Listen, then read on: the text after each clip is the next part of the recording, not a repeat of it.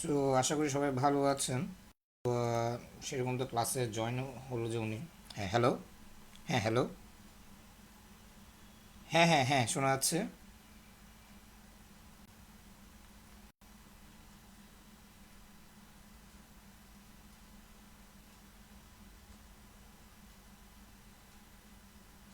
হুম হুম।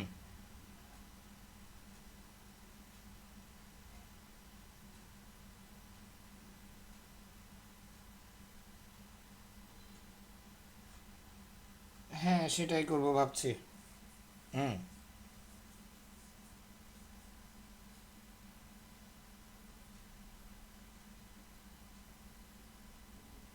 আচ্ছা।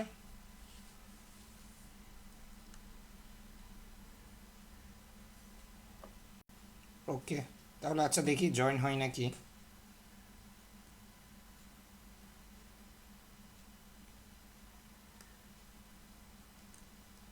ওয়েল আশা করি সবাই ভালো আছেন। সো আজকে আমরা মূলত এইচটিএমএল এর সেকেন্ড ক্লাসটি করব। সো এখন অবধি জয়েন হননি অনেকে, তো প্রবলেম নয়, আমাদের এখানে অলরেডি ফেসবুকের মধ্যে আমাদের লাইভ চলছে, তো লাইভ ক্লাসটা ফেসবুকে থাকবে। আমরা আপনাদেরকে রেকর্ডিং ক্লাসটাও দিয়ে দেবো, তো আশা করি প্রবলেম হবে না।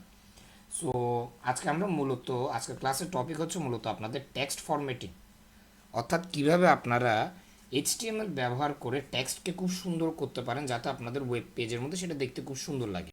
যেমন এক্সাম্পল স্বরূপ ধরেন আমি একটা ওয়েবসাইট দেখাই, তো এই ওয়েবসাইটের মধ্যে আমরা টেক্সটটাকে স্টাইলিং করেছি এইচটিএমএল এর মাধ্যমে। এই যেমন দেখেন এখানে ফন্ট ফ্যামিলির মাধ্যমে ফন্ট ব্যবহার করে লেখাটাকে ডিজাইন করেছি। একটা অংশ কালো, একটা অংশ ইয়েলো। এছাড়া এখানের মধ্যে আমরা কালার চেঞ্জ করেছি। এছাড়া আমরা লেখার ধরনগুলোকে একটু চেঞ্জ করেছি যাতে দেখতে সুন্দর লাগে। সো এটাকে মূলত টেক্সট ফরম্যাটিং বলা হয়। সো আমরা আজকে মূলত সেটা নিয়ে ক্লাস করব যে কীভাবে আপনারা টেক্সট ফরম্যাটিং করতে পারেন। তো শুরু করা যাক। প্রথমেই আমরা যেটা করব সেটা হচ্ছে আপনাদের সবার আগে আগের ক্লাসটা যারা করেছেন তো ভালো, আর যারা এখনও করেনি কোনো সমস্যা নেই। আমরা আপনার বেসিকটা দেখিয়ে দিই এর আগের ক্লাসে। সো এর আগের ক্লাসে আমরা মূলত কথা বলেছিলাম এইচটিএমএল এর ইন্ট্রোডাকশন নিয়ে। তো অনেকে সেই ক্লাসটা করেনি বা অনেকে এটাকে মিস করে ফেলেছে।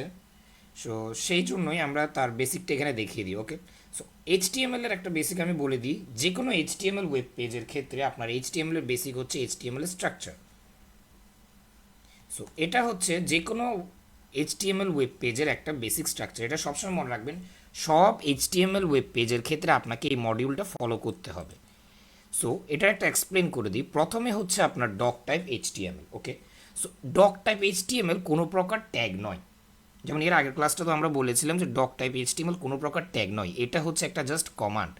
এটা আমাদের ব্রাউজারকে বলে দেয় যে আমার এই যে ডকুমেন্ট বা এই যে ফাইলটা আছে ইন্ডেক্স ডট এইচটিএমএল, এই যে ফাইলটা আছে এটা কিসে লেখা বা কোন ভাষা এটার মধ্যে প্রয়োগ করা হয়েছে। তো যেহেতু আমাদের ডকুমেন্টটা এইচটিএমএল ফরম্যাটে, ওই জন্য আমরা মূলত এখানে ডক টাইপ এইচটিএমএল দিয়েছি। এরপর আমরা এখানের মধ্যে একটি এইচটিএমএল ট্যাগ ব্যবহার করেছি। ওকে। এখানে একটা এইচটিএমএল ট্যাগ আর এখানের মধ্যে একটা ক্লোজিং ট্যাগ। তো এটাকে বলা হয় যে আপনার ওপেনিং ট্যাগ এবং এটাকে বলা হয় আপনার ক্লোজিং ট্যাগ। তো এটাকে মূলত আমরা রুট ট্যাগও বলতে পারি। এইচটিএমএল ওয়েব পেজের বা যে কোনো ওয়েব পেজে যাবতীয় যা কিছু আছে সব কিছু আপনার রুট ট্যাগের আন্ডারে হবে।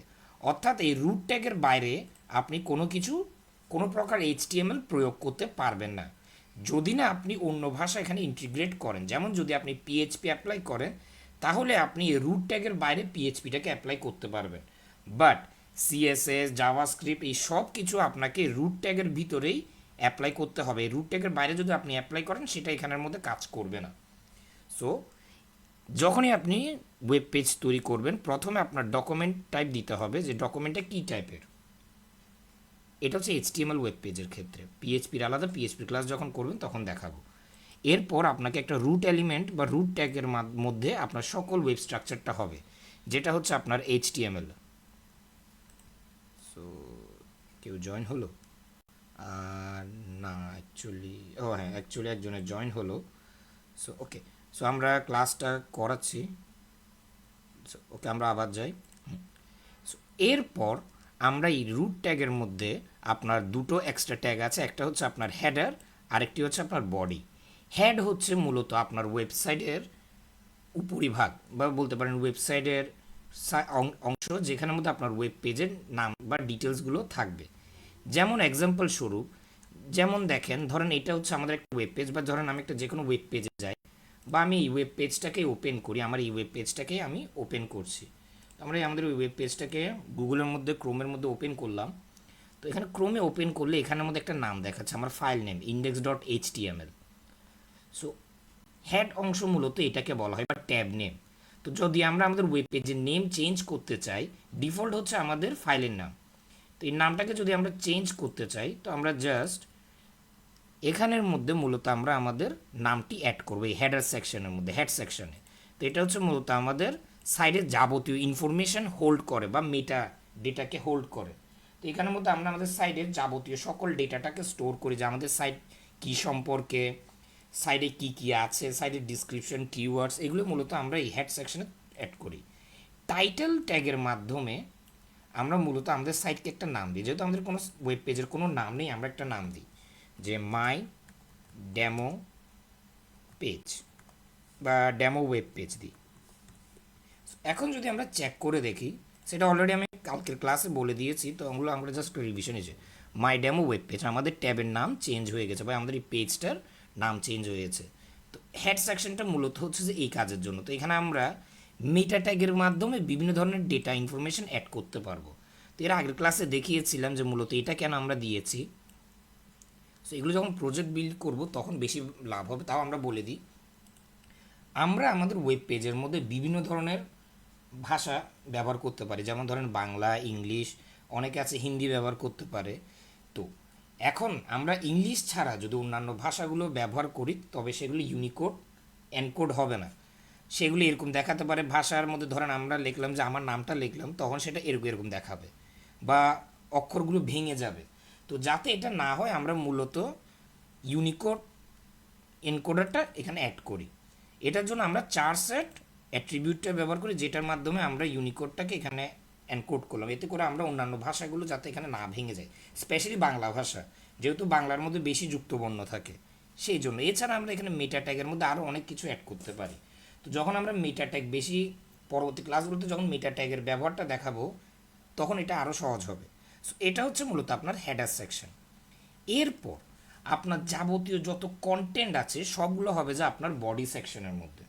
সো এটা মনে রাখবেন, বডি সেকশন হচ্ছে যে আপনাদের ওয়েবসাইটের ফুল আর্কিটেকচার, যেখানে আপনাদের একটা ওয়েবসাইটে সব ডেটা স্টোর করা থাকবে, কন্টেন্ট, ইমেজ, টাইটেলস, সেকশনস, এগুলো সব কিছু আপনার বডি সেকশনে থাকবে। সো এটাই হচ্ছে এইচটিএমএল ডকুমেন্টের একটা বেসিক স্ট্রাকচার। সকল এইচটিএমএল ডকুমেন্টের ক্ষেত্রে আমরা এই সেম বেসিক স্ট্রাকচারটা ফলো করব। সো আশা করি এতটুকু বোঝা গিয়েছে।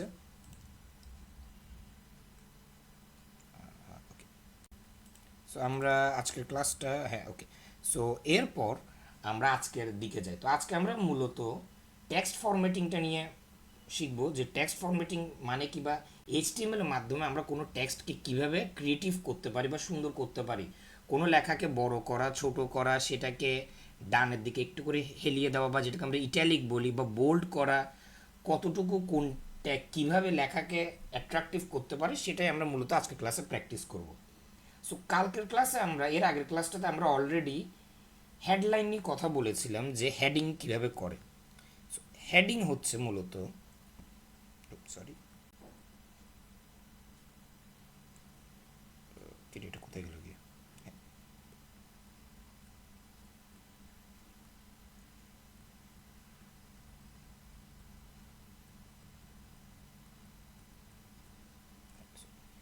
এটা হচ্ছে মূলত আমাদের হেডিংয়ের উদাহরণ। আমরা আবার আবার আলাদা করে লিখিনি, আমরা জাস্ট এটা কপি পেস্ট করে নিয়েছি। সো হেডিংগুলো আমরা বলে দিই। ওয়েবসাইটের ক্ষেত্রে আমরা যদি কোনো কিছু শিরোনাম অ্যাড করতে চাই, তখন আমরা মূলত হেডিং বা হেডিং ট্যাগটাকে ব্যবহার করি। তো হেডিং ট্যাগ হচ্ছে যে যখন আপনি কোনো ওয়েবসাইট, বা ধরেন একটা ওয়েব পেজের কোনো এক সেকশনের নামকরণ বা শিরোনাম দিতে চান, তখনই আমরা মূলত হেডিংটাকে ব্যবহার করি। তো হেডিং টোটাল 6 ফরম্যাটের হয়, বা 6 ধরনের আছে। সবচেয়ে বড়টা হচ্ছে আপনার H1, এবং সবচেয়ে ছোটটা হচ্ছে H6। এগুলোরও ব্যবহারের একটা ধরন আছে, যে কেউ কি জয়েন হয়েছে, হ্যাঁ ওকে জয়েন হলো। এগুলোরও ব্যবহারের ধরন আছে, যেমন ধরেন আপনি কোনো একটা সেকশন বা ধরেন একটা বইয়ের নাম দিতে চাচ্ছেন, তখন বইয়ের নাম সর্বদা আপনার H1 ট্যাগ দিয়ে হবে। যেখানে সেই বইয়ের বা ধরেন সেই টাইটেলের যদি আপনি সাবটাইটেল দিতে চান, তখন সেই সাবটাইটেলটা আপনার H2 দিয়ে হবে।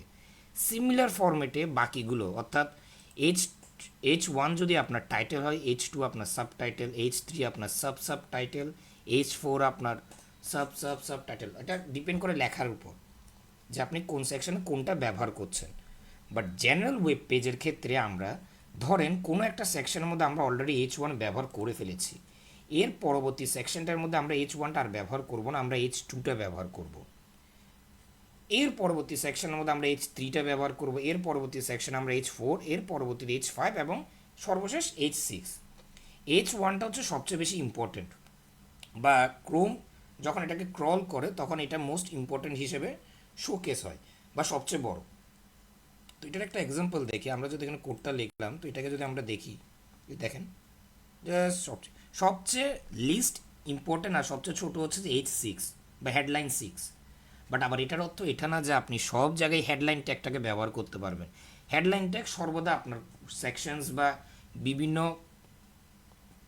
কলামস বা রোজগুলোকে নামকরণ বা শিরোনামের জন্য ব্যবহার হবে। যেমন এটাকে আরও এক্সাম্পল দিই, ধরেন আপনার থেকে একটা পোস্ট আছে, যে আপনার থেকে ধরেন আমরা একটা ওয়েবসাইটে যাই এবং সেই ওয়েবসাইটের একটা পোস্টে যাই। তো ধরেন আমাদের এখানে ওয়েবসাইটে একটা পোস্ট আছে, তো এই পোস্টের টাইটেল সর্বদা আমাদের H1 হবে।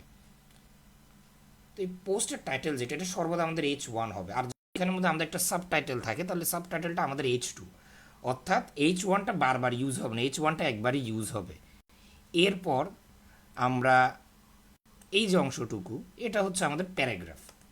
অর্থাৎ যত রকমের কন্টেন্ট, টেক্সট কন্টেন্ট থাকবে সেটা আমরা মূলত প্যারাগ্রাফ ট্যাগের মাধ্যমে শো করব। টেক্সট রিলেটেড কন্টেন্টগুলো আমরা প্যারাগ্রাফ ট্যাগের মাধ্যমে শুরু করি। প্যারাগ্রাফ ট্যাগ একটাই আছে, H1 ট্যাগ টোটাল 6 ফরম্যাটের আছে এবং আপনি 6টাই ব্যবহার করতে পারবেন বিভিন্ন ক্ষেত্রে, যেখানে H1টা হচ্ছে আপনার সবচেয়ে বড় আর H6 যেটা সেটা সবচেয়ে ছোট। এগুলো আমরা মূলত ইউজ কেন করি? কারণ ওয়েব পেজে তো আর দেখা যাচ্ছে না, আমরা চাইলে তো এখানের মধ্যে জাস্ট এগুলো দিয়ে একটা ওয়েব পেজ বানিয়ে ফেলতে পারি। বাট HTML অ্যাপ্লাই করার মেন রিজন হচ্ছে আপনার এসইও। যখন আপনার যে ক্রলার, অর্থাৎ ক্রোম হোক বা যে কোনো ওয়েব পেজ হয়, ওয়েব পেজের ক্রলারটা যেটা সেটা আপনার এইভাবে কাজ করে না, বা ওয়েব বট যেটা, বা ধরেন ফেসবুকের বট যেটা, বা আপনার গুগল বট যেটা, সেই বটসগুলো মূলত এইভাবে ডেটা ক্রল করে না। বট সর্বদা আপনার ওয়েব পেজের সোর্স থেকে ডেটাটাকে ক্রল করে, এই যে এভাবে। এখন যদি বটটা আপনার এই সোর্স কোডটাকে রিড করলে সে প্রথম যে ট্যাগটা আছে H1, সেটাকে ধরে নেবে যে পুরো ওয়েব পেজের নাম, বা ধরেন এই ওয়েব পেজের যেই সেকশনের মধ্যে আমরা H1টা ব্যবহার করব, সেই সেকশনটার নাম হিসেবে এই H1-এ যে ট্যাক্সটা লেখা আছে সেটাকে ধরে নেবে। এর পরবর্তীতে আমরা H2, H3, H5, H6 যেভাবে ব্যবহার করি সেটা সেভাবে ডেটাটাকে স্টোর করবে। বাট ফ্যাক্ট হচ্ছে H1টা সর্বদা শিরোনামের জন্য আমরা ব্যবহার করি। যেখানে প্যারাগ্রাফ ট্যাগ আমাদের কন্টেন্ট, যেমন আপনারা হয়তো দেখেছেন আমরা কোনো ব্লগ লিখলাম এবং সেই ব্লগটা গুগলের মধ্যে সার্চ করার পর সেই টাইটেলটা শো করছে। তো এই যে টাইটেল ইন্ডেক্সিংটা মূলত আপনাদের এই HTML হেডার ট্যাগগুলোর কারণে, হেডিং ট্যাগের কারণে হয়ে থাকে। সো এসইও রিলেটেড কাজ জন্যই আপনারা মূলত এই ট্যাগগুলো অ্যাপ্লাই করবেন। সো আশা করি এতটুকু বোঝা গেল। সো এর পরবর্তীতে আমরা যেটা করব সেটা হচ্ছে, আমরা তো অলরেডি বড় ছোট করলাম, বাট এবার কথা হচ্ছে আমরা কোনো ট্যাগকে বোল্ড কিভাবে করব। কোনো ট্যাগকে বোল্ড করার জন্য আমাদের কাছে টোটাল দুটো অপশান আছে। যেমন ধরেন আমার এখানে আমি প্যারাগ্রাফ ট্যাগটাকে চুজ করি, বা H1 ট্যাগ তো অলরেডি আছে, তো আমরা প্যারাগ্রাফ ট্যাগটাকে চুজ করি আর একটু জুম করি। কোনো ট্যাগকে যদি আপনার, বা ধরেন কোনো টেক্সটকে যদি আপনাকে বোল্ড করতে হয়, তাহলে আপনার কাছে দুটো উপাদান আছে। একটি হচ্ছে সিম্পল বোল্ড, জাস্ট আপনারা বোল্ড ট্যাগ ব্যবহার করতে পারেন। তো বোল্ড ট্যাগ যেটা, মানে বা যেটাকে আমরা বি ট্যাগ বলি, তো বি ট্যাগটা হচ্ছে যে আপনার এক ধরনের ইনার ট্যাগ, অর্থাৎ এটা আপনি যে কোনো সেকশন, যে কোনো অন্যান্য ট্যাগের ভিতরেও ব্যবহার করতে পারবেন। তো আমরা ধরেন আগে এইভাবে দেখে বোল্ড ট্যাগ, তো এখানে লিখলাম ডেমো টেক্সট। এখন যদি এটাকে আমরা দেখি, দেখেন টেক্সটটা আমাদের বোল্ড হয়ে গেল। এই যে আমাদের টেক্সট এখানের মধ্যে বোল্ড হয়ে গেল। সো এটা হচ্ছে মূলত বোল্ড টেক্সটের কাজ। সেমভাবে আপনারা যদি এই জিনিসটাকে চান, এটাকে আপনি অন্য সেকশনের মধ্যেও অ্যাপ্লাই করতে পারেন।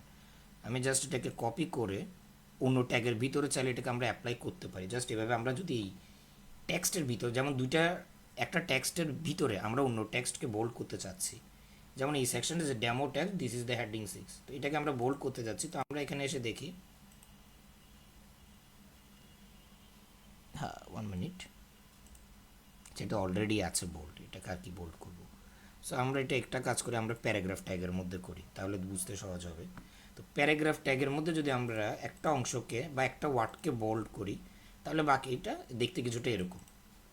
এখন কথা হচ্ছে, বোল্ডের মধ্যে আপনার দুটা ফরম্যাট আছে, একটা হচ্ছে স্ট্রং আর একটা হচ্ছে বোল্ড। এখন যদি আপনি চান যে আপনার ওয়েবসাইটের কোনো একটা পোর্শনকে শুধু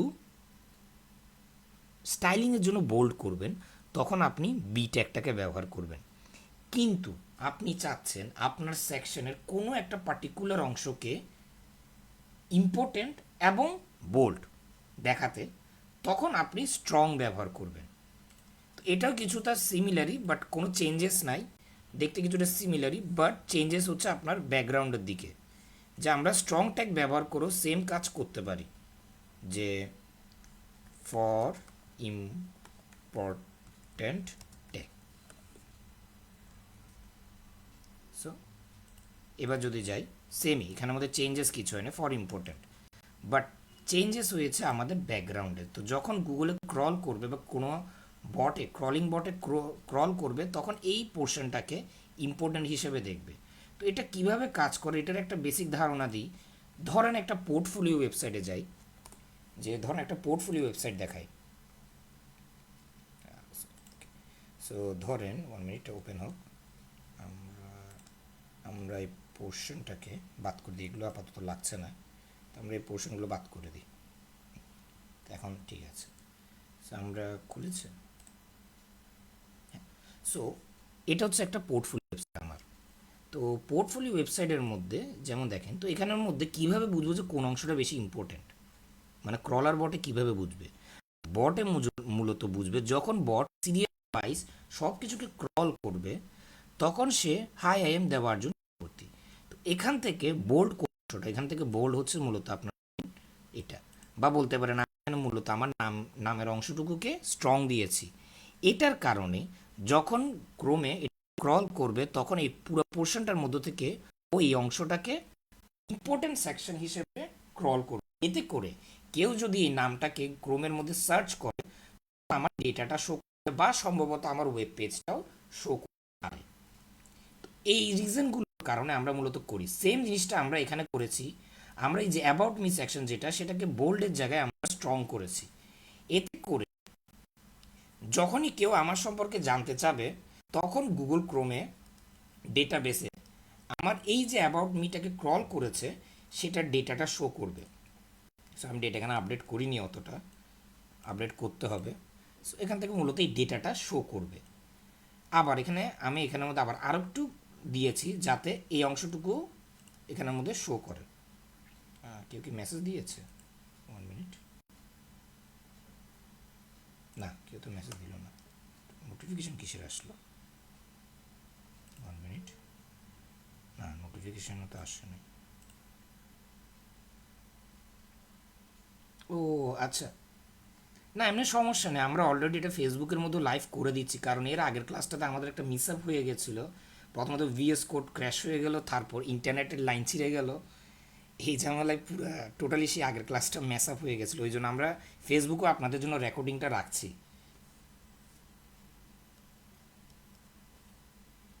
হ্যাঁ পাবেন, তো সমস্যা নেই, এটা আমাদের 24 ঘন্টা ওপেন আছে। যেমন হিমাংশু স্যার যিনি আছেন, উনি আপনাকে কন্ট্যাক্ট দেবে, সমস্যা নেই, রেকর্ডিং ক্লাসটাও দেওয়া হবে গ্রুপে। আচ্ছা আচ্ছা, সমস্যা নেই, ওকে। সো আমি কোথায় ছিলাম? হ্যাঁ, সো আমরা এই রিজনগুলোর কারণে মূলত স্ট্রং ট্যাগটাকে ব্যবহার করি। কোনো সেকশনকে আমরা স্টাইলিং করতেও চাচ্ছি, কিন্তু সেই সেকশনটাকে আমরা গুরুত্বপূর্ণ হিসেবে সম্বোধন করতে চাচ্ছি, যাতে বট বুঝতে পারে যে কোন সেকশনকে সে ইন্ডেক্স করবে বা কোন সেকশনকে সে দেখাবে না। নইলে এমন সময় এমন হতে, সেম জিনিস আপনাকে চ্যাট জিপিটির ক্ষেত্রেও আমরা বুঝাই। যেমন চ্যাট জিপিটিও কিন্তু এখন ডেটা ক্রল করে। তো ক্রলিংয়ের সময় আপনার ওয়েব পেজে যেমন আমরা H1 ট্যাগ সম্পর্কে বুঝলাম, এখন সব কিছুতে যদি আপনি H1 ট্যাগ দিয়ে দেন, সব কিছুতেই যদি আপনি বোল্ড করার জন্য স্ট্রং বা বোল্ড ট্যাগ ব্যবহার করেন, তখন প্রবলেমটা কি হবে, ক্রলিং বোর্ড পুরো ওয়েব পেজকে করে না। একবারই সে ক্রল করবে যখন আপনি ইন্ডেক্স করাবেন, ক্রল করার পর সে সাইডের মধ্যে যেই ডেটাটা সে বেশি গুরুত্বপূর্ণ মনে করবে সেটাকেই তার ডেটাবেসে সেভ করে রাখবে। এতে করে পরবর্তীতে কেউ যদি সিমিলার ডেটা সম্পর্কে কেউ জানতে চায়, সে সেই ডেটাটাকে শো করবে। যেমন এক্সাম্পল স্বরূপ যদি আমি এটাকে এখন গুগলে সার্চ করি, দেখি কী রেজাল্ট আসে। ওয়েল, আমার ইমেজ এসে গেছে, আমার সম্পর্কে এসে গেছে। তো মূলত এটা ক্রলিংয়ের কারণে আমার ডেটাটা ক্রল হচ্ছে, যেহেতু আমি এখানের মধ্যে অনেকগুলো লিঙ্ক অ্যাড করেছি। সেম রুলসগুলো আপনাকে বুঝতে হবে। আপনি যদি চান যে আপনার ওয়েবসাইটটা অনলাইনের মধ্যে, হ্যাঁ, হ্যালো হ্যালো, শোনা যাচ্ছে? ওকে, কে কে মেসেজ দিল? আচ্ছা, সমস্যা নেই। So, আমরা আমাদের ইয়েতে থাকি। টাইপের জিনিসগুলোর কারণে মূলত আমরা এই কাজটা করি, যাতে আমরা প্রতিটা সেকশনকে আমরা ইউনিক বানাবো। একটা ওয়েবসাইট মূলত আপনার 3 সেকশনে ডিভাইডেড হয়। প্রথমে হবে আপনার হেডার, বা যেটাকে বলি উপরিভাগ বা হ্যাড। এটা হচ্ছে আপনার কন্টেন্ট এরিয়া, এবং এর পরে হচ্ছে আপনার ফুটার। যে কোনো ওয়েবসাইট এই তিনটা রুলই ফলো করে 3টা সেকশনে ডিভাইডেড হয়। ম্যাটার করে আপনার কন্টেন্ট এরিয়াতে আপনি কি কি বসাতে চাচ্ছেন। যেমন আমরা কন্টেন্ট এরিয়াতে অনেক কিছু অ্যাড করি, তো এটাও সিমিলারই আপনি কি কি কন্টেন্ট অ্যাড করছেন। তো সেকশনসগুলো যাতে ইম্পর্টেন্ট হয় এবং ক্রলার বটগুলো যাতে আপনার ডেটাটাকে ভালো মতো ক্রল করতে পারে, সেই জন্যই মূলত আমরা এই ট্যাগগুলোকে ব্যবহার করি। তো এগুলো নোট ডাউন করে রাখা ভালো, যখন আপনারা পিএইচপি স্ক্রিপ্ট বা ওয়েব অ্যাপ্লিকেশন বানাবেন তখন এই জিনিসগুলো আপনাকে অ্যাপ্লাই করতে হবে। তো সেমভাবে 1 মিনিট, এখানে আওয়াজ আসছে।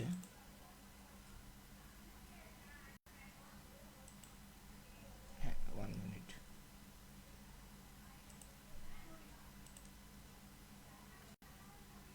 আচ্ছা, থাকো। হ্যাঁ হ্যাঁ, থ্যাংক ইউ, আপনি একটু মানে সাউন্ড অফ করলেন, থ্যাংক ইউ। সো আশা করি এতটুকু বোঝা গিয়েছে। তো এরপর আমরা ইটালিক নিয়ে কথা বলি। আমরা অনেক সময় তো ইটালিক ট্যাগ যেটা, সেটা হচ্ছে এক ধরনের সেমেট্রিক ট্যাগ। সো ইটালিক ট্যাগটা আমরা মূলত ব্যবহার করি কোনো টেক্সটকে একটু স্টাইলিং করার জন্য, এমন একটু বাঁকানোর জন্য। আমরা অনেকে ইটালিক ট্যাগটা ব্যবহার করি নিজেদের শখের জন্য, বিভিন্ন লেখাকে একটু ডিজাইন করার জন্য।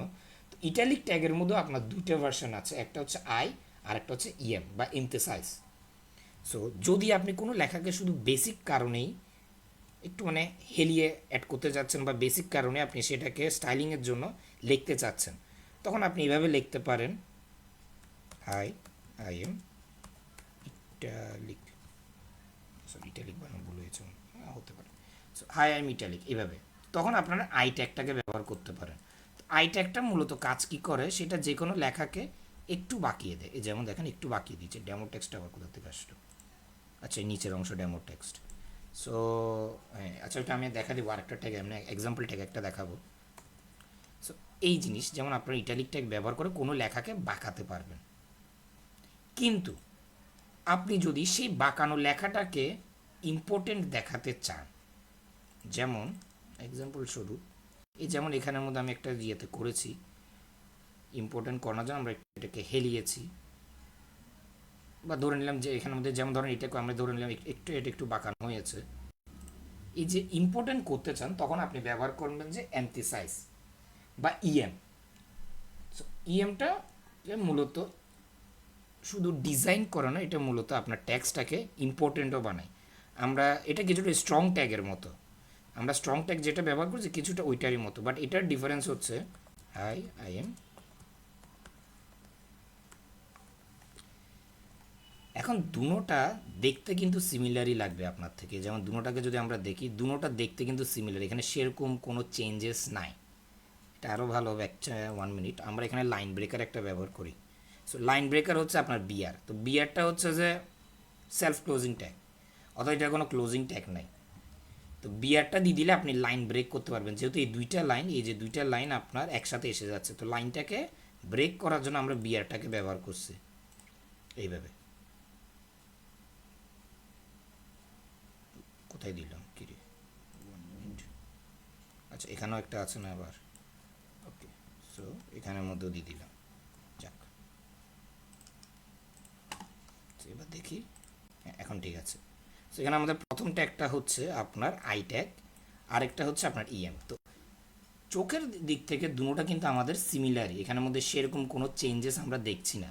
বাট আরেকবার বলে রাখি, ক্রল বটে কিন্তু এভাবে আপনার ডেটাকে ইন্ডেক্স করে না। যে কোনো বটে বা যে কোনো ধরনের ক্রলিং সফটওয়্যারে আপনার ডেটাটাকে এইভাবে ইন্ডেক্স করে। যখন এভাবে ইন্ডেক্স করবে, সে এই বাকি সবগুলোর মধ্যে শুধু এই ইএম যেটা, এটাকে ইম্পর্টেন্ট হিসেবে সম্বোধন করবে এবং এই স্ট্রংটাকেও ইম্পর্টেন্ট হিসেবে সম্বোধন করবে। যেহেতু এই দুইটা ট্যাগের অর্থই হচ্ছে সেই পার্টিকুলার ট্যাক্সটাকে স্টাইলিং করা এবং সেটাকে ইম্পর্টেন্ট হিসেবে শোকেস করা। তো ইএম ট্যাগটা আপনারা সব প্রজেক্টে আবার ব্যবহার করবেন না, এটাও একটা মনে রাখবেন যে আপনারা সব জায়গায় যদি কোনো কিছুকে ইটালিক করতে হয়, সব জায়গায় আবার ইএমটা দেবেন না। যে আমরা চাচ্ছি একটা পুরো প্যারাগ্রাফকে ইটালিক করতে, তো আমরা ইএম দিয়ে দিই না। এতে করে প্রবলেম হবে যে আপনার ওই পার্টিকুলার প্যারাগ্রাফ ইম্পর্টেন্ট হিসেবে শোকেস হবে, বা আপনার সেই প্যারাগ্রাফের যে অংশটা ইম্পর্টেন্ট হিসেবে শোকেস হওয়ার দরকার নেই সেটাও ইম্পর্টেন্ট হিসেবে শোকেস হবে। তো এতে বেশি ভালো এই ইএম ট্যাগ বা স্ট্রং ট্যাগ তখনই ব্যবহার করবেন যখন আপনার কোনো পার্টিকুলার সেকশনকে গুরুত্বপূর্ণ করতে হচ্ছে। যেমন আপনারা হয়তো উইকিপিডিয়ার পেজ পড়েছেন, তো উইকিপিডিয়ার পেজের মধ্যে পুরো পেজের মধ্যে অনেকগুলো টেক্সট লেখা থাকে। শুধু সেই টেক্সটের মধ্যে কোনো একটা সেকশনের মধ্যে একটা ব্যক্তির নাম বোল্ড করা, বা কোনো একটা সেকশন একটা ব্যক্তির সিগনেচার ইটালিক করা, রাইট? উইকিপিডিয়া পেজের মধ্যে আপনারা চেক করে দেখতে পারবেন বিভিন্ন হিস্টোরিক্যাল আর্টিকেলসগুলো, তো ওখানের মধ্যে ওরকম করা। তো এই জিনিসটা মূলত করা হয় আপনার ইয়া দিয়ে, গুরুত্বপূর্ণ করার জন্য। সো সেখানের মধ্যে একটা জিনিস আছে, সেখানের মধ্যে আপনারা দুইটা অপশন পান ইটালিকের মধ্যে, একটা ইম্পর্টেন্ট আর একটা হচ্ছে যে আপনার আইট্যাগ। দুই ধরনের, সেম বোল্ডের ক্ষেত্রেও আপনারা পাবেন। সো ম্যাটার করে, সেই জিনিসটা ম্যাটার করে সেটার ব্যাকএন্ডের উপর, যে সেটা কোন ট্যাগটা কীভাবে অ্যাপ্লাই করবে বা কীভাবে। তো ওরা তো মূলত তারা আবার আমাদের মতো এভাবে কোড লেখে করে না, ওরা তো ডাইরেক্ট গ্রাফিক্যাল ইন্টারফেস ব্যবহার করে। তো সেটা হচ্ছে যে যখন আপনারা ব্যাকএন্ডটা সম্পর্ক নলেজ পাবেন, তো এখন তো হচ্ছে আমরা ফ্রন্ট এন্ড নিয়ে কথা বলছি। সো ফ্রন্ট এন্ডের ক্ষেত্রে আপনারা এভাবে ইউজ করবেন। তো এই জিনিস দুইটা নোট ডাউন করে রাখা উচিত। এর পরবর্তীতে আমরা যেটা ব্যবহার করবো সেটা হচ্ছে আন্ডারলাইন। সো আন্ডারলাইন যা অর্থাৎ ফার্স্ট ওয়েব ওয়ার্ল্ডের সময়, অর্থাৎ মানে যখন মূলত ইন্টারনেট ইনক্রিজ হচ্ছিল, ধীরে ধীরে ইন্টারনেট সবাই ব্যবহার করছিল, তখন আন্ডারলাইনটা মূলত ব্যবহার করা হতো আপনার লিঙ্ক হিসেবে। আপনারা হয়তো দেখেছেন বিভিন্ন আর্টিকেলের মধ্যে, যেখানের মধ্যে অনেকগুলো লাইন আছে এবং কিছু কিছু লাইনের নিচে একটা আন্ডারলাইন আছে, এবং লাইনটা সেই ওয়ার্ডটা দেখতে নীল কালারের, ক্লিক করলে অন্য জায়গায় যায়। সো সেটাই মূলত আন্ডারলাইন। তো আগে আন্ডারলাইনটা আমরা লিঙ্ক হিসেবে ব্যবহার করতো, বাট এখন এটা জাস্ট একটা স্টাইলের জিনিস। আমরা কোনো একটা আর্টিকেলের কোনো একটা সেকশনকে যদি গুরুত্বপূর্ণ হিসেবে বলতে চাই, সেটা আবার এখানে ক্রলারের সাথে কোনো সম্পর্ক নেই, সেটা হচ্ছে জাস্ট স্টাইলিংয়ের সাথে সম্পর্ক। কোনো অংশ একটাকে ট্যাক্স একটাকে জাস্ট সুন্দর দেখাতে চাচ্ছি, তখন আমরা আন্ডারলাইন ব্যবহার করি। তো আন্ডারলাইনটা হচ্ছে মূলত আপনার ইউ দিয়ে, ইউ ট্যাগ। যেমন ধরেন এই যে আমার এখানের মধ্যে ডেমো একটা ওয়ার্ড আছে, আমি চাচ্ছি এই ডেমো ওয়ার্ডটাকে আন্ডারলাইন করতে। তো আমি জাস্ট এই ডেমো ওয়ার্ডের আগে করে ইউ ট্যাগ বসিয়ে দেব, এবং এখানের মধ্যে ইউ ট্যাগ ক্লোজ করে দেব, বা একটু স্পেস নিই, এবং এখানের মধ্যে আমরা ইউ ট্যাগটাকে ক্লোজ করে দেব। হয়ে গেল। এতে করে কি হলো, এই পুরো টেক্সটের মধ্যে ইউ ট্যাগ দিয়ে কে আন্ডারে যেটা আছে সেটা আপনার আন্ডারলাইন হয়ে গেল। এখন আপনারা যদি সিএসএস অ্যাপ্লাই করে আন্ডারলাইনটার কালার চেঞ্জ করতে পারেন। ডিফল্ট কালার হচ্ছে যে আপনার কি ব্ল্যাক। সো আপনি টেক্সট ডেকোরেশন কালারে অ্যাপ্লাই করে এটার কালার চেঞ্জ করতে পারেন সিএসএসে, কোনো প্রবলেম নেই। তো এখানে আমরা আপাতত সিএসএসটা দেখাচ্ছি না, আমরা এইচটিএমএলটা দিয়ে করছি। সো আন্ডারলাইনটা হচ্ছে স্টাইলিংয়ের জন্য, এটা অতটা গুরুত্বপূর্ণ না। বাট আমরা অনেক সময় ডিজাইনে কোনো আর্টিকেলকে স্টাইলিং করার জন্য, বা কোনো সেকশনের আন্ডারে কোনো একটা ধরেন অ্যাবাউট আস লেখা আছে, সেটা নিচে একটা লাইন বসাতে চাচ্ছি, তো আলাদা করে সরঞ্জাম না করে আমরা জাস্ট আন্ডারলাইনটাকে অ্যাপ্লাই করে দিই, হয়ে গেছে। তো সেকশনটা অটোমেটিক স্টাইল হয়ে গেছে। বা অ্যাবাউট আস বলেন বা কন্ট্যাক্ট আস, এই সেকশনটা একটা বেসিক হয়ে গেছে। বা অনেক সময় আমরা ফর্মের নামের মধ্যে এটাকে অ্যাপ্লাই করি। ধরুন আমরা একটা এইচটিএমএল ফর্ম বানালাম, সেই ফর্মের মধ্যে যে টেক্সট হিয়ার লেখে সেখানের মধ্যে আমরা এই আন্ডারলাইনটা বসিয়ে দিই। সেই রিলেটেড কাজের জন্য আপনারা এটাকে চাইলে অ্যাপ্লাই করতে পারেন, বাট এটার কোনো ক্রলিংয়ের সাথে কোনো সম্পর্ক নেই, এটা জাস্ট স্টাইলিংয়ের জন্য। এরপর আমরা ইনলাইন কোয়াডটাকে শিখবো যে ইনলাইন কোয়াডটা কি। সো এটা আমরা মূলত কিউ ব্যবহার করে এটাকে আপনি এভাবে বলতে পারেন যে সংক্ষিপ্ত কোটেশন। কোনো লেখাকে যদি আমরা সংক্ষিপ্ত কোট করতে চাই বা সংক্ষিপ্ত কোটেশন করতে চাই তখন আমরা কিউ ট্যাগটাকে ব্যবহার করি। তো কিউ ট্যাগ দিয়ে আপনি বলতে পারেন আমরা কোয়াড টোয়াড লেখার ক্ষেত্রে ব্যবহার করি। তো আমরা এই পার্টসগুলো বাদ করে দিই। তো কিউ ট্যাগের মধ্যে ধরেন আমরা একটা কাজ করি, আমরা প্রথমে কিউ ট্যাগটা অ্যাপ্লাই করার আগে আমরা একটা প্যারাগ্রাফ লিখি। আমরা একটা প্যারাগ্রাফের একটা অংশকে কোড করতে চাচ্ছি, বা কোড করা মানে হচ্ছে সেই অংশটাকে উল্লেখ করা। একটা প্যারাগ্রাফ একটা নির্দিষ্ট এরিয়াকে আমরা উল্লেখ করলাম। বা ধরেন আপনারা যদি ওয়াশিংটন পোস্টের আর্টিকেলস পড়ে থাকেন তো ওখানের মধ্যে দেখবেন কিছু দূর যাওয়ার পর ওখানের মধ্যে একটা কোড করা থাকবে যেখানের মধ্যে একজন রিপোর্টারে তার মানে ইয়েটা বলছে, মানে তার তরফ থেকে ন্যারেট করছে যে স্টোরিটা থেকে সে কি বুঝতে পেরেছে। তো ওই টাইপের কোডগুলো আমরা মূলত এই ট্যাগ ব্যবহার করে করি। তো এটা আমরা ফ্রন্ট এন্ডের সাথে কথা বলছি, যখন আমরা ব্যাক এন্ড করবো এই জিনিসগুলো আমরা জাস্ট গ্রাফিক্যাল ইন্টারফেসের মাধ্যমে ইউজ করতে পারবো। বা বলতে পারেন যে আপনার ক্রুড এডিটর যেগুলো থাকে ওয়ার্ডপ্রেসের মধ্যে, পোস্ট এডিটর, তো পোস্ট এডিটরের মধ্যে মূলত আমরা এই জিনিসগুলো অ্যাপ্লাই করি, কিন্তু আমরা সবসময় ব্যাক এন্ডে কী চলছে সেটা আমরা দেখি না, বা ফ্রন্ট এন্ডে কীভাবে এটা কাজ করছে সেটা দেখি না। তো আমরা মূলত ফ্রন্ট এন্ডেরই কথা বলছি। সো আমরা ধরেন একটা প্যারাগ্রাফ লিখলাম, that we all know the world is great. Okay, এখানের মধ্যে আমরা একটা পার্টিকুলার লাইনকে কোড করতে চাচ্ছি বা সেই লাইনটাকে সম্বোধন করতে চাচ্ছি, তখন আমরা এখানের মধ্যে কিউ ট্যাগটা ব্যবহার করব। তো কিউ ট্যাগটাও সিমিলার, জাস্ট আপনি এখানে লিখবেন কিউ। এবার কিউ দিয়ে আপনার এটাকে কোড করা হয়ে যাবে। কোড হচ্ছে উল্লেখ, এটাকে মূলত আমরা ইনলাইন কোড বলি, অর্থাৎ লাইনের ভিতর কোনো জিনিসকে যদি আমরা কোড করতে চাই আমরা ইনলাইন কোডটা ব্যবহার করি। এখন যদি এটাকে আমরা দেখি, এই যে এখানে এরকম দেখেন কোটেশন চিহ্নর মাধ্যমে এই জিনিসগুলো, তো এটা হচ্ছে মূলত এইভাবে আমরা অনেক সময় অনেক ছোট্ট লাইন অনেকের বলা, বা ধরেন বিভিন্ন এক লাইন যে ইয়াগুলো থাকে, উক্তি যেগুলো থাকে সেগুলোকে আমরা এভাবে ইনলাইন কোড, আমরা ইনলাইন কোড এভাবে অ্যাপ্লাই করতে পারি। এখানের মধ্যে আপনারা যদি চান সিএসএস অ্যাপ্লাই করি যে প্রথম অংশটা এটাকে আরেকটু বড় করে দিতে পারেন যাতে আমার একটু দেখতে সুন্দর লাগে, ডাইনামিক লুকিংয়ের জন্য। তো এটা হচ্ছে মূলত আপনার ইনলাইন কোড, যে ছোট্ট বা একটা লাইনের ভিতর একটা পার্টিকুলার এরিয়াকে আপনি সম্বোধন করতে চাচ্ছেন বা জানাতে চাচ্ছেন, তখন আপনি এটা ব্যবহার করবেন। এছাড়া আমরা আরেকটা জিনিস ব্যবহার করি, সেটা হচ্ছে ব্লক কোয়াড।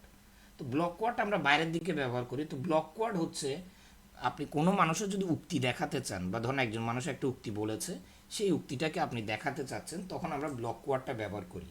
বাট এটা জেনারেলি অতটা ব্যবহার করা হয় না, বা অনেকে আবার সেকশনস রিলেটেড কাজের জন্য ব্যবহার করে, সেটা আমরা তাও দেখিয়ে দিই। বাট এটা রিয়েল লাইফ ওরকম প্রফেশনাল ওয়ার্কের ক্ষেত্রে আমরা অতটা ব্যবহার করি না ব্লক কোয়াড, তাও দেখিয়ে দিই। তো ব্লক কোয়াডের মধ্যে আমরা আমাদের মূলত টেক্সটগুলোকে অ্যাড করি। তো আমি একটা কাজ করি, এই উপরের পুরো টেক্সটটাকে আমরা এখানে জাস্ট কপি পেস্ট করে দিই, এবং এখানে চাইলে আপনারা আরও এক সেকশনস অ্যাড করতে পারেন, সমস্যা নেই। তো এটা হচ্ছে আমাদের ব্লক কোয়াড। তো ব্লক কোয়াডটাকে যদি এখন দেখি, জাস্ট এভাবে দেখাচ্ছে, বাট এখানে সেরকম কোনো চেঞ্জেস দেখাচ্ছে না, এটা জাস্ট একটু নিচের দিকে হয়ে আসছে। তো আমরা এটা কীভাবে দেখাই, যে আমরা যদি এখানের মধ্যে একটা বেসিক সিএসএস অ্যাপ্লাই করে দিই তাহলে কীরকম লাগে, যে আমরা জাস্ট এখানে একটা বেসিক সিএসএস অ্যাপ্লাই করে দেখাই দেখতে কীরকম লাগে বোঝানোর জন্য। তো আমরা জাস্ট এখানে স্টাইল দিয়ে, তো সিএসএস মূলত 3 ফরম্যাটে অ্যাপ্লাই করা যায়। এর আগের ক্লাসটাও বললাম যে ইনলাইন, এক্সটার্নাল, ইন্টারনাল। তো আমরা এখানে মূলত ইন্টারনাল অর্থাৎ একটা ফাইলের ভিতরেই অ্যাপ্লাই করছি। সো আমরা জাস্ট লিখব block quad, BLOCK, block quad. আমরা ব্লক কোয়াড লিখে একটু স্পেস দিয়ে আমরা just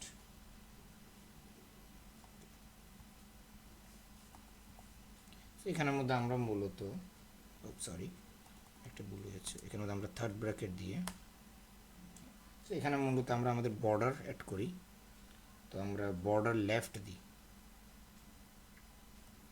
border left, border left 4px solid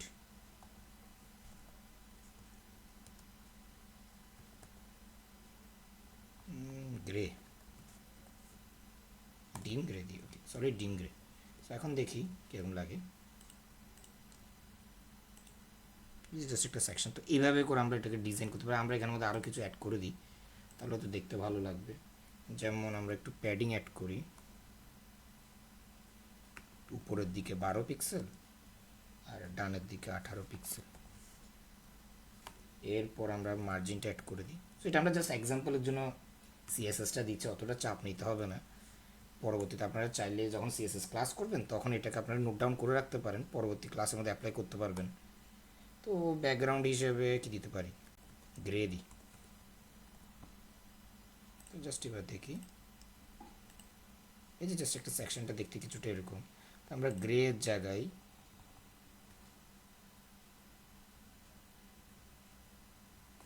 ডিম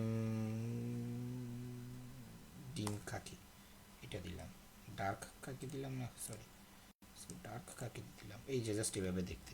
তো এইভাবে আমরা কোনো একটা পার্টিকুলার সেকশন, একটা নির্দিষ্ট লেখাকে যদি কোয়াড হিসেবে উক্তি হিসেবে সম্বোধন করতে চাই তখন আমরা এটা করি, ব্লক কোয়াড।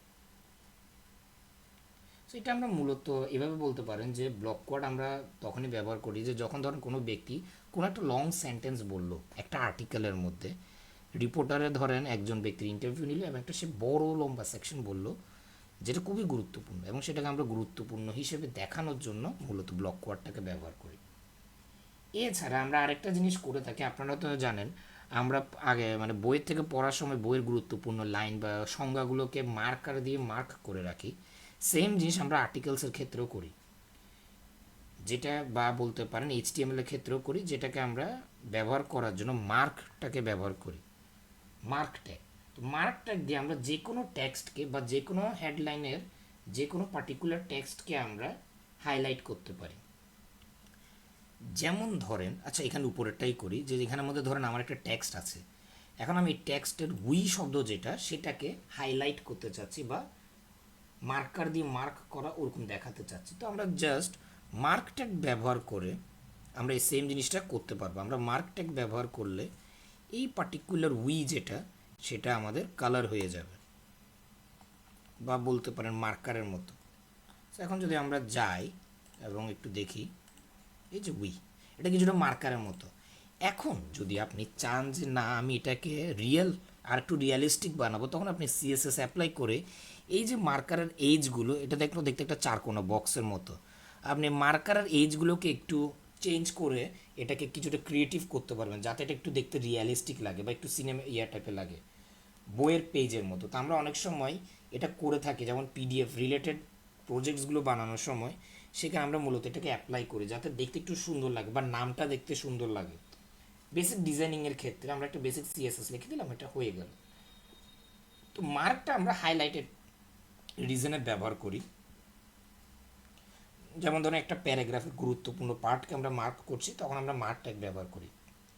বাট এটার এসইওর সাথে অতটা গুরুত্বপূর্ণ না, মানে এসইও রিলেটেড কাজের মধ্যে এটা অতটা গুরুত্বপূর্ণ এফেক্ট আনে না। তো সেই জন্য এটাকে আমরা জাস্ট ডিজাইনিং কাজের জন্য আমরা মূলত মার্কটাকে ব্যবহার করি। সো আশা করি এতটুকু বুঝতে পেরেছেন। এরপর আমরা যেটা অ্যাপ্লাই করব সেটা হচ্ছে যে ডেল আর ইনস, বা যেটাকে আমরা সিম্পল ভাষায় বলতে গেলে ডিলিট আর ইনসার্টেড বলি।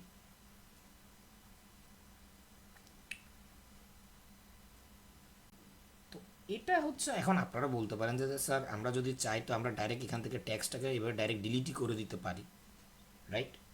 বাট না, এখানে ডেল আর ইনসার্ট যেটা সেটা কিন্তু ডিফারেন্ট মিনিং হোল্ড করে। এটা মানে এটা না যে আপনি এই ট্যাক্সটাকে মুছে ফেলতে চাচ্ছেন। তো ডেল আর ইনসার্টটা আমরা মূলত মেনু রিলেটেড, অর্থাৎ ধরেন একটা হোটেলের জন্য আপনারা একটা ওয়েব পেজ ডিজাইন করলেন বা ওয়েবসাইট বানালেন, সেখানের মধ্যে আপনি মেনুস তৈরি করলেন, বা ধরেন কোনো অফার শেষ হয়ে গেছে বা প্রাইজিং, অর্থাৎ যেটা আগে 1000 টাকা ছিল সেটা এখন 800 টাকা, প্রাইজিং কাট আউট। তো ওই রিলেটেড কাজগুলোতে আমরা মূলত এই দুইটা ব্যবহার করি স্টাইলিংয়ের জন্য। সো এখানে ডেল আর ইনসার্টটা মূলত আমরা সেই কাজে ব্যবহার করি। তো সেটা করার জন্য আমরা এখানে জাস্ট একটু স্পেস নিলাম।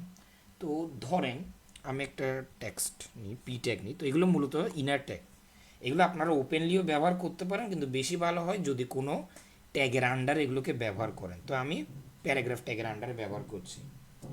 সো আমি জাস্ট লিখি, কীভাবে লিখি, হ্যাঁ, দ্য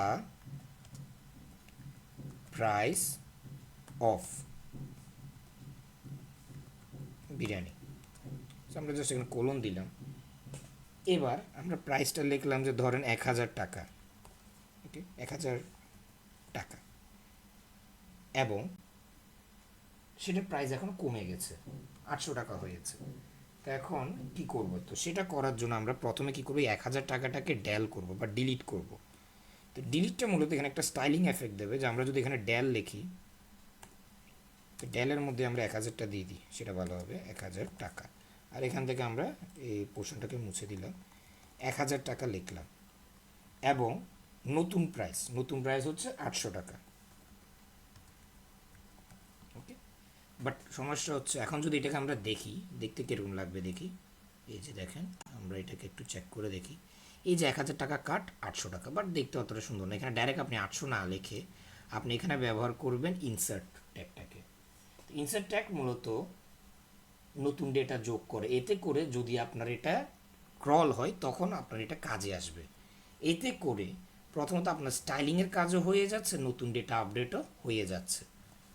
সো আমরা 800 টাকা লিখলাম, এই 800 টাকাটা মুছে দিই, এটা লাগছে না, সো এটা মুছে দিলাম। ওকে, সো আমরা এখানে মূলত দুইটা নতুন ট্যাগ ব্যবহার করলাম, একটা ডেল আর একটা ইনসার্ট। তো এবার আমরা একটু জাস্ট দেখি, সিমিলারি রেজাল্ট, এই জাস্ট দেখছেন একটা নিচে আন্ডারলাইন এসে গেল। এই আন্ডারলাইন আর ওই আন্ডারলাইন কিন্তু আলাদা। এটা মূলত আপনার এই 800 টাকাটাকে হাইলাইট করলো, এতে করে যখন এটা ক্রল হবে বা গুগলের মধ্যে আপনার এটা সার্চ হবে, রেস্টুরেন্ট সম্পর্কে কেউ জানতে চাবে, তখন বট যেমন যেমন ধরেন আমরা যদি এখানে কোনো কিছু সার্চ মারি, যেমন ধরেন হোয়াট,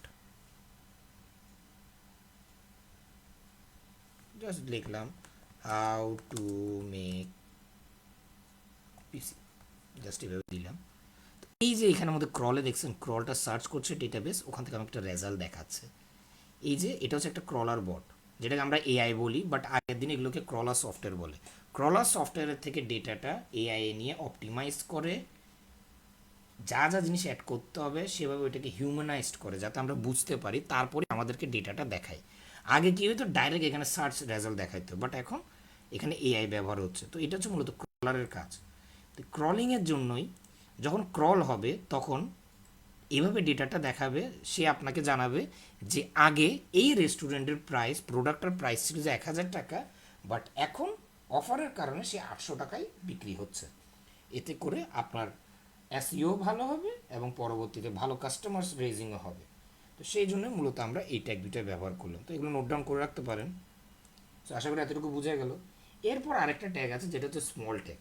এটা অনেক কম মানুষে ইউজ করে, বাট এটা ইউজ করার একটা লাভ হচ্ছে যে এটা আপনার ট্যাক্সটাকে জাস্ট ছোট করে দেয়।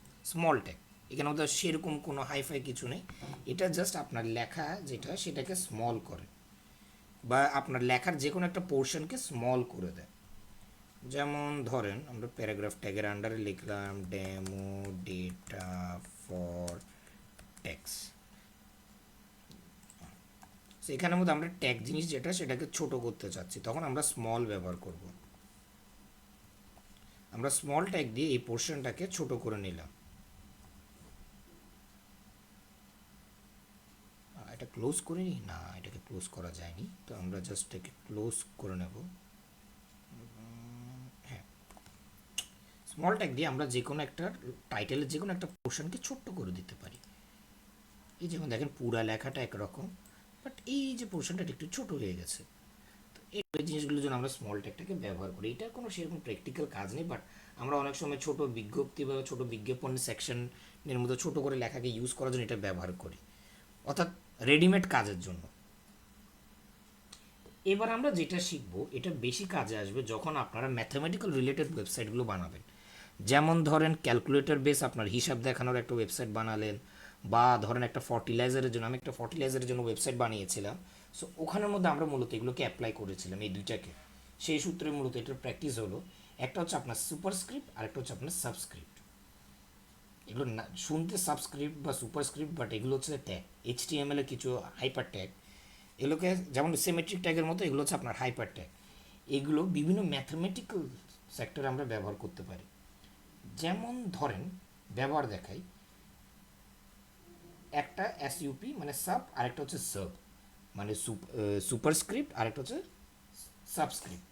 তো সুপ আর সাব আমরা এই দুটোটাই ব্যবহার করি, দুটো মনে রাখবেন যে সুপ আর সাব। তো আমরা প্রথমে একটা জিনিস লিখি যে পানি, হ্যাঁ আমরা জাস্ট পানির ইয়েটা লিখি, সংজ্ঞাটা লিখি যে পি ট্যাগে the full form of water, full form of water H, ধরেন এইভাবে এইচ টু ও। এখন যদি এটাকে দেখি আমরা, দেখতে কীরকম লাগবে, সুন্দর লাগবে না, রাইট? বা ধরেন আমি গেলাম, গিয়ে দেখলাম এইচ টু ও, সুন্দর লাগছে না, তো এটাকে আমরা এবার ক্রিয়েটিভ করবো, যাতে যেরকমটা বইয়ে দেখতে। তখন এখানে আমরা ব্যবহার করব সাবস্ক্রিপ্ট। সাবস্ক্রিপ্ট যদি আমরা এখানে অ্যাপ্লাই করি যে সাবটা আমরা মূলত দুইয়ের মধ্যে অ্যাপ্লাই করবো, যেহেতু বই অনুসারে দুইটা একটু নিচের দিকে থাকে। তো আমরা এখানে সাব দিয়ে দিলাম, ওকে ডান। এখন আমাদের কাজ হয়ে গেল। তো এবার আমরা দেখি রেজাল্ট কীরকম, দেখেন এখন পুরো বইয়ের মতো লাগছে। সেমভাবে এবার আমরা স্যুপটাকে অ্যাপ্লাই করি যে মাপ, তাপমাত্রার ইয়ে করার জন্য আমরা এখানে জাস্ট লিখি পি দিয়ে যে মাপ দিয়ে 10 মিলি ইয়া। তো এখানের মধ্যে এবার আমরা স্যুপ ব্যবহার করব 10 মিলি স্কোয়ার। আর এটা ফিজিক্স রসায়নের, তো এই টাইপের জিনিসগুলো তো আমরা মূলত এটা এবার যদি রেজাল্টটা দেখি আমরা, এই যে দেখছেন সাব মূলত ট্যাক্সটাকে নিচের দিকে নামিয়ে দেয়, যেখানে সাব স্যুপ ওটা আপনাকে টু, একটা হচ্ছে সাব আরেকটা হচ্ছে, দুটোটা উচ্চারণ সেমই, একটা সাব আর একটা সাব মানে বি আর পি। তো বি কি করে নাম্বারটাকে উপরের দিকে নেয়, পি কি করে নাম্বারটাকে নিচের দিকে আনে, সিম্পল। তো এটা মূলত রাসায়নিক সূচি বা অঙ্কের ম্যাথমেটিক্যাল রিলেটেড ওয়েব পেজের মধ্যে আমরা ব্যবহার করি, তো সেখানে ক্ষেত্রে আপনারা এটাকে ব্যবহার করতে পারেন। ওকে, সো এটাই ছিল একটা বেসিক ধারণা। এছাড়া আমাদের আজকের ক্লাসে আর সেরকম কিছু নেই, সো এতটুকুই। বাট আচ্ছা হ্যাঁ, আরেকটা জিনিস, সো কালকের বা কালকের না অ্যাকচুয়ালি পরশু দিনের ক্লাস যেটা ছিল, মানে আমাদের ফার্স্ট এইচটিএমএল ক্লাস, সেটা ইন্ট্রোডাকশন ক্লাস ছিল ঠিকই। তো সেখানে আমরা অ্যাট্রিবিউট সম্পর্কে কিছুটা কথা বলেছিলাম। তো একজনে মেসেজ দিয়েছিল যে মানে স্যার আমরা অ্যাট্রিবিউটসটা বুঝিনি, সেটা কি। সো এইচটিএমএল এর ভিতর শুধু ট্যাগ অ্যাপ্লাই করে আপনি কোনো কাজ করতে পারবেন না। এটা আমি আবার বলে দিই, ট্যাগের মধ্যে এটা এমনভাবে ধরে নেন, ট্যাগ হচ্ছে যে একটা সার্টিফাইড বা বলতে পারেন ট্যাগ হচ্ছে একটা ফুললি অপারেটেবল ফাংশন এইচটিএমএল এর ক্ষেত্রে। বাট সেই ফাংশনকে ওয়ার্কেবল হওয়ার জন্য বা আরও বেশি ফাংশনাল হওয়ার জন্য কিছু এবিলিটিস দরকার, আর সেই এবিলিটিসগুলো আমরা এইচটিএমএল ট্যাগকে দিই অ্যাট্রিবিউটের মাধ্যমে। তো এইচটিএমএল এ বিভিন্ন ধরনের অ্যাট্রিবিউট আছে এবং বিভিন্ন কাজে আমরা এই অ্যাট্রিবিউট, হ্যালো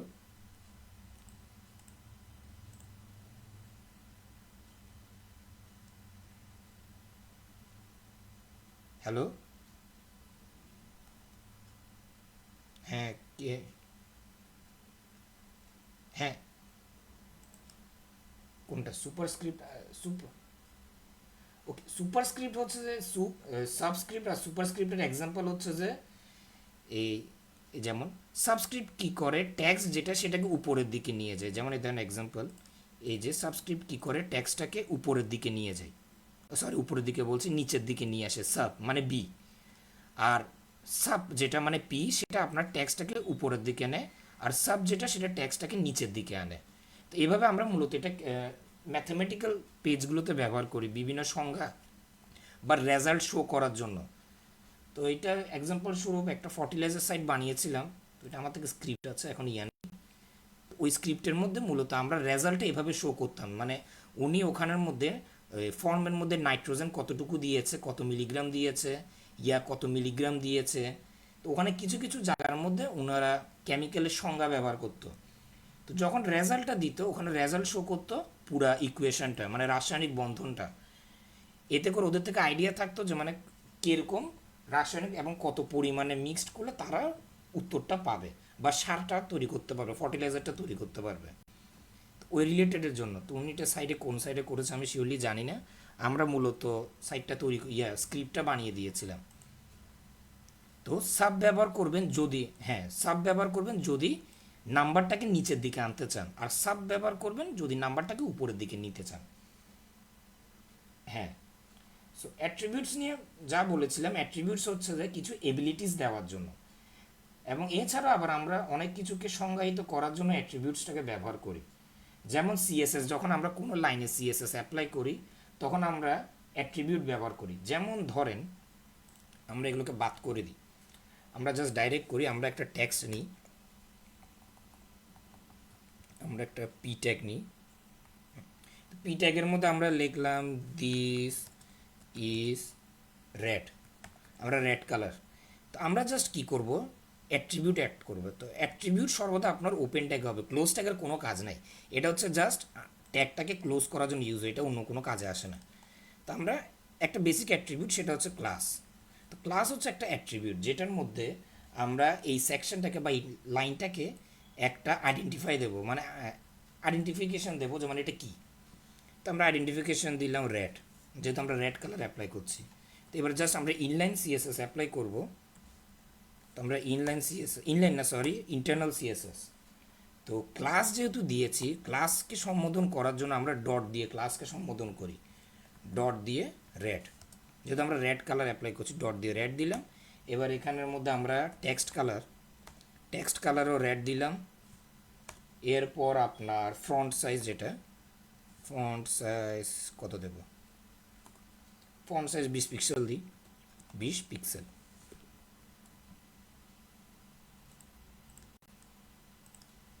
এই যে দিস ইজ রেড। তো আমরা অ্যাট্রিবিউটগুলো মূলত এই কাজে অ্যাপ্লাই করি। এছাড়াও আরও অনেক ধরনের অ্যাট্রিবিউটস আছে যেগুলো আমরা অ্যাপ্লাই করি। যেমন ধরেন, হ্যাঁ আমরা আগের ক্লাসে দেখিয়েছিলাম, আপনার কোনো লিঙ্ক যদি আপনি অ্যাড করতে চান, তো লিঙ্ক আমরা মূলত এ ট্যাগের মাধ্যমে অ্যাড করি। এ ট্যাগ হচ্ছে যে আপনার, এটা সেলফ ক্লোজিং অ্যাকচুয়ালি, সরি। তো এই যে এখানের মধ্যে আমরা এ ট্যাগটা নিলাম। এ ট্যাগের মধ্যে, এই ট্যাগটার মধ্যে ধরেন আমি এখানে লিখলাম ডেমো টেক্সট। আমি এগুলো বাদ করে দিই আগে। সো এখন আমি চাচ্ছি যে এই ট্যাগটাকে আমরা লিঙ্ক বানাতে। তো এটার মধ্যে ক্লিক করা কিছু যাবে না। তো আমি একটা কাজ করি, আমি এই ডকুমেন্টের লিঙ্কটা কপি করি আগে পেস্ট করার জন্য। তো এটাকে লিঙ্কের এবিলিটি প্রদান করার জন্য আমরা এখানে এইচআরএফটাকে ব্যবহার করবো, অ্যাট্রিবিউট। আর এখানের মধ্যে কোটেশনের মধ্যে আমরা আমাদের লিঙ্ক দিয়ে দিব। সো এখন যদি আমরা যাই এবং একটা রিফ্রেশ দিই, এই যে আমাদের লিঙ্ক রেডি। তো আমরা যদি এখন ক্লিক করি, এই ক্লিক করা যাচ্ছে, আমাদের এখানে ক্লিক হচ্ছে। এটা মূলত আমরা এখান দিয়ে করেছি। সো এটা এখান থেকে ডাইরেক্ট ওভাবে যাবে না টার্গেট, যেহেতু আমরা এখানে লিঙ্কটা দিয়েছি। সো এটা হচ্ছে যে আপনার অ্যাট্রিবিউটের একটা বেসিক উদাহরণ। সেগুলো বেশি ভালো হবে যখন, আর ট্যাগেরই মতো অনেক ধরনের অ্যাট্রিবিউট আছে যেগুলো আমরা ইউজ করি। যেমন ধরেন সোর্স রিলেটেড, মানে কোনো ফাইল যদি আমরা এখানে দেখাতে হয় তখন আমরা সোর্স বা এসআরসি আমরা এই অ্যাট্রিবিউটটাকে ব্যবহার করি। কোনো লাইনের ভিতর বা ইনলাইন সিএসএস অ্যাপ্লাই করার জন্য আমরা স্টাইল অ্যাট্রিবিউটটা ব্যবহার করি। অর্থাৎ একটা লাইনের ভিতর আমরা আলাদা করে সিএসএস অ্যাপ্লাই না করে একটা নির্দিষ্ট লাইনের ভিতর যদি সিএসএস অ্যাপ্লাই করতে চাই তখন আমরা স্টাইল অ্যাট্রিবিউটটা ব্যবহার করি। কোনো ফাইলের লোকেশন যদি আমরা অ্যাড করাইতে চাই তাহলে আমরা সোর্স ব্যবহার করি। সিমিলারভাবেই আরও অনেকগুলো অ্যাট্রিবিউটস আছে, যেমন কোনো ইমেজের নাম যদি আমরা অল্টার করতে চাই তাহলে আমরা অল্ট অ্যাট্রিবিউটটাকে ব্যবহার করি। অ্যাট্রিবিউট হচ্ছে মূলত আপনার এইচটিএমএল ট্যাগকে ফাংশন করার একটা এবিলিটি প্রদান করে বা একটা নির্দিষ্ট কাজ করার এবিলিটি প্রদান করে। ওই জন্য মূলত আমরা অ্যাট্রিবিউটসগুলোকে ব্যবহার করি। তো এখানে অলরেডি অনেকগুলো অ্যাট্রিবিউট আছে। যেমন কোনো সেকশনকে যদি আমরা বা কোনো একটা পার্টিকুলার লাইনকে যদি আমরা মানে একটা অ্যাড্রেস দিতে চাই তখন আমরা আইডিটা ব্যবহার করি। আইডি মানে আইডেন্টিফায়ার, যাতে আমরা পরবর্তীতে সেই লাইনটাকে বুঝতে পারি যে কোন লাইন কোন কাজের। তো অনেক এক্সাম্পল আছে, তো এগুলো আমরা অলরেডি আগের ক্লাসে দিয়েছিলাম, তো ওখানে মধ্যে আমাদের প্রবলেম হয়েছিল। এমনি আমাদের কিছু রেকর্ডেড ক্লাস আছে যেখানে মধ্যে আমরা এগুলো দেখিয়েছিলাম, তো চাইলে সেই রেকর্ডিং ক্লাসটা আপনারা দেখে নিতে পারেন। আর আজকের ক্লাসটা মূলত এতটুকুই ছিল। আমাদের এটা অলরেডি রেকর্ডিং হচ্ছে, ইয়ার মধ্যে ফেসবুকে আমাদের এটা লাইভ হচ্ছে, তো ফেসবুকের থেকে আপনাদের রেকর্ডিংটা দিয়ে দেওয়া হবে এবং আমরা ইউটিউবের মধ্যেও আপলোড করে দেবো, যাতে আপনাদের যেখান থেকে সুবিধা হয় সেখান থেকে দেখতে পারেন। হ্যাঁ, নেক্সট ক্লাস আমাদের 1 মিনিট, আমরা একটু শিডিউলটা দেখি। আজকে কয় তারিখ? আজকে হচ্ছে যে আপনার 9 তারিখ। তো আমাদের নেক্সট ক্লাসটা মনে হয় কালকে আছে, মনে হয় 1 মিনিট দাঁড়ান। সো আমাদের রুটিন, তো রুটিন অনুসারে হ্যাঁ, কালকে আমাদের একটা ক্লাস আছে। কালকে হচ্ছে যে আমাদের সিএসএস ক্লাস নেব, সিএসএস বেসিক। হ্যালো, হ্যাঁ কালকে আমরা, হ্যাঁ হ্যাঁ আমরা কাল হ্যাঁ এই টাইমে আমাদের প্রতিদিন ক্লাস 8টার দিকেই হয়। তো কালকে হয়তো আমরা এইচটিএমএল নেব, যেহেতু আমাদের এইচটিএমএল ক্লাসটা শেষ হয়নি, তাহলে হয়তো আমরা এইচটিএমএলটা নেব, নইলে আমরা সিএসএসটা নেব। এবং আমাদের রুটিনের মধ্যে একটু চেঞ্জেস হবে, যেহেতু শুরুর দিকে আমাদের এখানে কয়েকটা ক্লাসের মধ্যে অনেকে অ্যাড হয়নি বা অনেকে দেরিতে ভর্তি হয়েছে, সেই জন্য আমরা মূলত একটু রুটিনের মধ্যে চেঞ্জেস করব। তো আপনাদের পাবলিক গ্রুপ যেটা হোয়াটসঅ্যাপ, সেখানের মধ্যে আপনাদের রুটিনটা দিয়ে দেবো। তো কালকে আমরা সিএসএস নইলে এইচটিএমএলটা নেব, কারণ এইচটিএমএলটা শেষ করার পর সিএসএস শিখলে ভালো হবে। সিএসএস অতটা কঠিনও না।